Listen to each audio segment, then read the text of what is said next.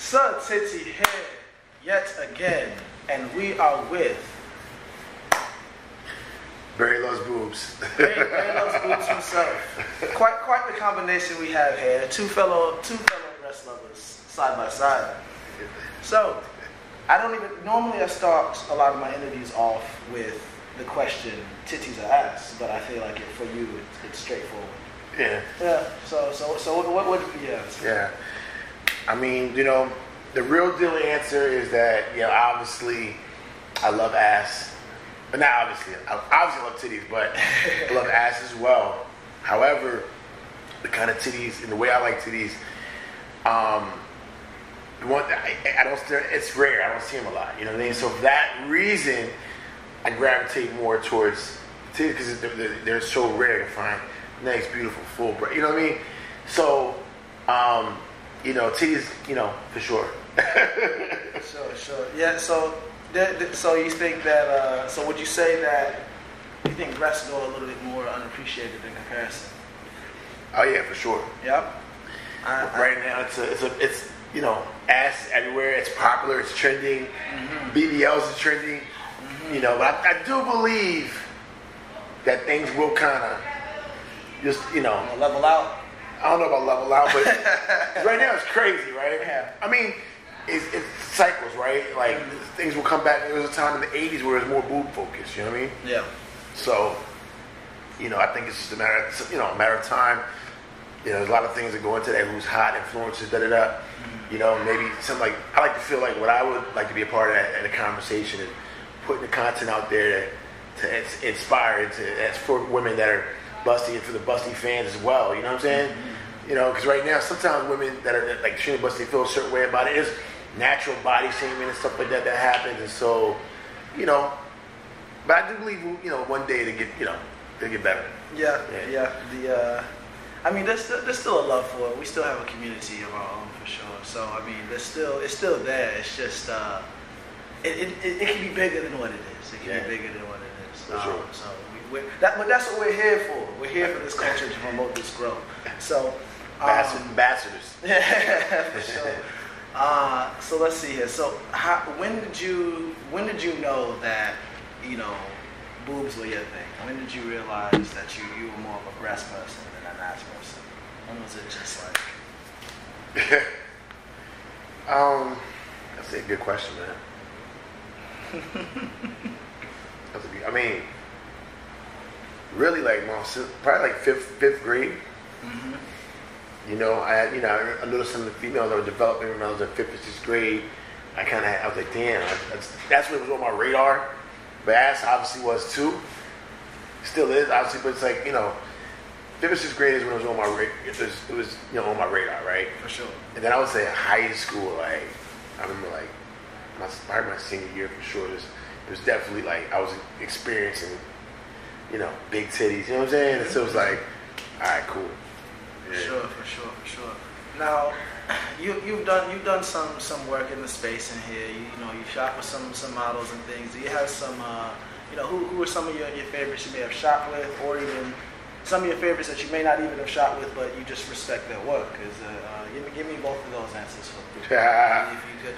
If you don't want to show favoritism, I get it. But if you want to just shout out some some people's. I mean,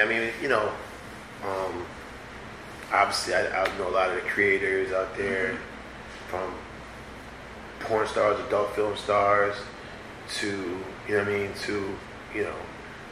content creators up and coming. So many that are doing their thing.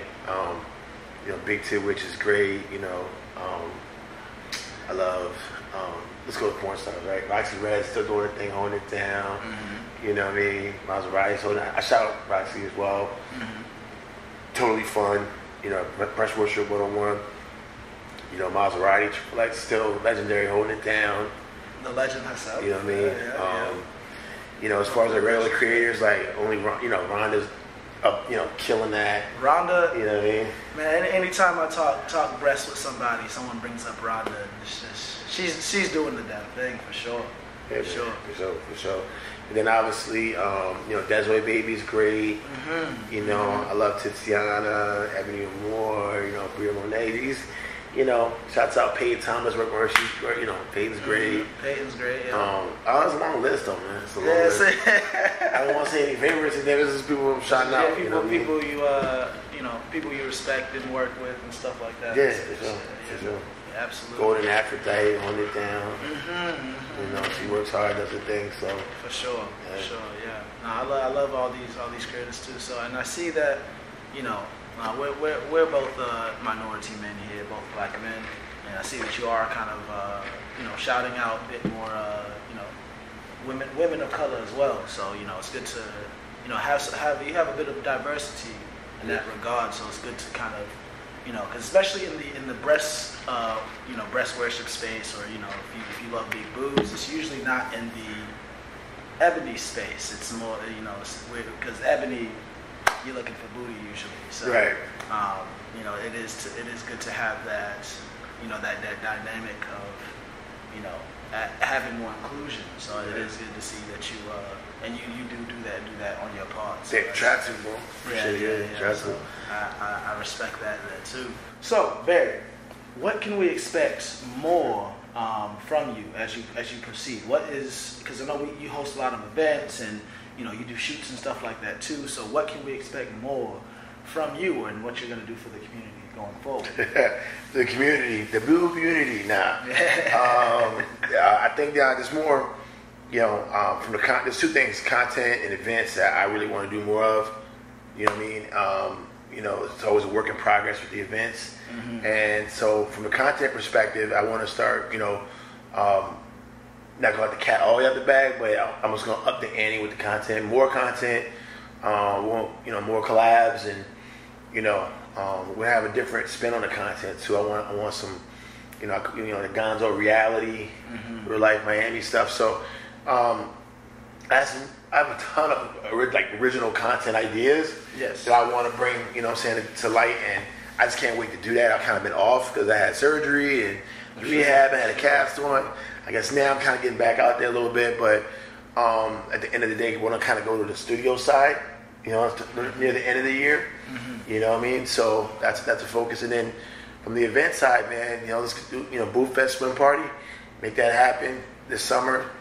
A couple of different places if we can, Atlanta, Houston, take it on the road. Maybe one day take it international, so sure. Mexico, Dominican Republic, shit like that. Absolutely. Yeah. That sounds great.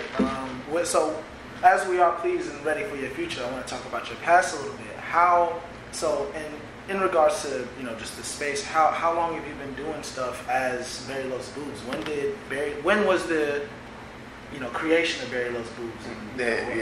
How did it start? 2019, right before the street pandemic. Right before, in October 2019 was Exotica in Miami, and I remember that's when I mentioned that I wanted to have something like this, a boob-focused, boob-centric page, and website eventually, right? And so I remember December 2018 or January 2020, I had set up just an IG page.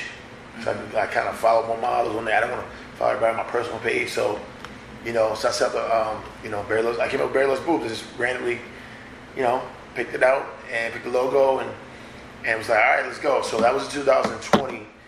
Then the pandemic happened, right? 2020, right? So we had the Zoom shows. It was pretty fun. People were on there. Models were on there. That was cool. And then it was 2021, I started actually doing content, right? And then 2022, say at the beginning of every year, in January 2022, I did my first event, Booth Fest, and then we did that one in May, and then we did an event in New York, a Boob Cruise, and now, I'm just scratching the surface. I wasn't really a promoter, kind of became one, I guess, so want to do those kind of events. And now we got so many more events and there's things we want to rock with and do. I'm excited, bro. So that's awesome. So yeah, that's it's good to hear where you come from. Pretty, grassroots. You just like, I'm gonna do this, and just you ran with it, and now things are looking good. They're taking off for you. You're hosting events. You're doing. We're doing some shooting and stuff. Proud of you, man. Yeah. Proud of you, though. Proud of me? No, not yet. We got way more growth to go. But I'm sure that goes for the both of us there. So I'm trying to think here. What else do I have for you? What else do I got for you? I don't know. Where you? Let's talk about your background a little. So where you from originally, and stuff like that. So where are you from? Where you reside now? Yeah, from Maryland. I live in Miami now. So, okay. So why the move to Miami from Maryland? Well, I was actually living in Vegas before that. So I just transferred. My other job, my civilian job, transferred me out to Miami. So gotcha. Yes. Usually there in Germany, so I was like, I'll go to Miami. I feel that. Yeah. Change careers, and now it's kind of unbelievable. And full-time sex work, man. It's funny. But you enjoy it, yeah? Yeah, of course, man. Yeah, you really love it, yeah. Of course, man. It's one of those things where it just ties into. It's something I want to do. I'm doing it. You know what I'm saying? So For sure. And it's not really about me per se. You know what I'm saying? It is. It's more, but I guess it's crazy, man. But it's more like a vision, more like a I don't say calling, but you know what I mean? like it's something I want to do, and it's a fun project, and I think it can be a profitable project. You know what I mean? When I see it through, and so that's where we're at right now. For sure, it's good. Let me see. When you got started with this, what was your? I mean, I'm sure you hit some goals along the way, but what was your first big goal that you wanted to achieve for yourself when you got started with Barry Loves Boobs? Yeah. What was the first goal that I hit? Yeah, something I did that. Like what was whether it be someone you wanted to work with or you got recognized by whoever. Yeah. What was the thing? It's just like, oh shit, this is real. Damn. Honestly, man, I mean, from the content, that was all it was kind of organic the way it kind of happened. But something for me to make it feel like it's real is Boo Fest 1. Just to have, and it's the way that whole thing kind of went down. Because, it was a plan, but, first event, working with an event planner, and, even only you have the vision. So it's like you can't expect, sometimes you can tell somebody the vision and they get it, or sometimes it's like you can't expect them to really get it like you get it. You know what I mean? Yeah. So, but this day still have to be able to do that event and to have all these different girls there, and then at the end for them to say, "Yo, I had a good time. When's the next one?" You know what I mean? And then in the flip side, I say with the customers, the clients or whatever you want to call them, right? The guests, the people who are coming out to enjoy the party, said they had a great time too. And I was like, yo, you can't really beat that. Yeah. So that was the moment. Was like, yo. Yeah, because you threw an event. You did it on, I'm not sure if you did it on a whim or whatever, but you set up this event, you got your plan, everything, and then and it did go well. And I came out there. Yeah, it was out there. Did a little DJing for you in the beginning and stuff, and it was fun. Then your real DJ came in, Big Mac. Yeah, Big Vel. Yeah. He came through. And he tore it up too. Shouts out to DJ Big Vel. For sure. He did his thing there. He's playing a trap classics. He couldn't keep the floor was just smooth. The girls were dancing. Everyone was. It was good. It was a good time. There's a vibe out there. It was a good time. Not to mention, and this is something that I love, man. The ultimate wet T-shirt contest. Oh yeah. I think it's a thing. It's a thing. We have these different events. We want to get to the Boob Olympics. We did a couple. I think we did the hula hoops and stuff. We did some hula hoops, and we did a few different. We didn't get nearly all the Boob Olympics that we wanted, but I think we did like 3 or 4 different activities. Yeah. But I'm glad I'm glad to have the wet T-shirt contest. It's something that honestly I'm proud of. That went really well. Yeah. That took off, and everyone enjoyed it. The participants and the guests. It was a good time. It's kind of dope giving out some awards too. Yeah. And you're a good host. Hopping on the microphone, and you did your thing as a host and hype man. Thank you for that too. So that was really good. Appreciate that. Yo, are we gonna get more music from you? Because we got that Shake Them Things. So what's next? You got another anthem on the way or no? Yo, shouts out to Mr. Mitchell, Two Live Crew, who produced the record, Shake Them Things. It was so funny, it was so organic because I live in Miami. And Two Live Crew, you know, from my, you know, well, they came up in Miami, not from Miami, from California, really, but Uncle Luke is from Miami, and I wanted to do like a Luke tribute type deal anyway. Subconscious, something to that vibe. Yeah. You know, Sure. I mean, it just fits, man, for where, you know, being in the space, paying homage type situation. And then Mix already kind of, you know, that's his flow, that's his, you know what I mean? He makes those beats, you know what I mean? So, Shake Them Things came out, was like, this is, I wanted to do something like Pop, Uncle Luke Pop, I think it's not Pop Them Things, it's Pop It, right? Shake that titties, baby, shake that ass, baby, pop that pussy, pop, that, So I wanted something like that, like, that's a Miami bass. I wanna rock. That's what Shake Them Things. Shake Them Things. So yeah, man, new song, new music. Yeah, we got something called Fun Girls in the works. So something coming on soon, something coming soon. Yeah, and then we talked about obviously I want to do like a little R&B Tiddy joint, like this is a Tiddy EP. You know, something like 5-6 tracks. Got to dedicate to this, and it's like, yo, you know, just keep. It's nothing that's over the top serious, but it is. You know, I never really planned on being an artist, but now I legitimately am an artist. Like, you know, we have. Your song is verified on Instagram, man. You know, use it for tagging music. You know, yeah, we have DSPs out there, so it's you get streaming. It's on Spotify. Got paid. Got to pay a couple paychecks now. For music. The first one was like $1 and some change. You know what I mean? But yeah, we got some streaming dollars coming in now. Now we like to make some more music though, man. Honestly, to be able to perform that at somewhere, it'd be kind of dope. This year, get on stage and have the chant Barry Loves Boobs. That's wild. Yeah, we want a lot more of that. Yeah. So that's something that we want to take a lot more serious actually this year.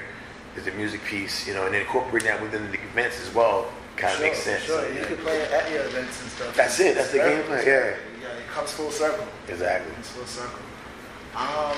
So I know we got to get some shoots and stuff here done. I'm sure we're going to talk again in the future. So I'd love to probably maybe do some podcast chats or something with you going forward. But we're going to get ready to wrap this up here because we got some shoots to do. We got some more work to do. More things to come in the works.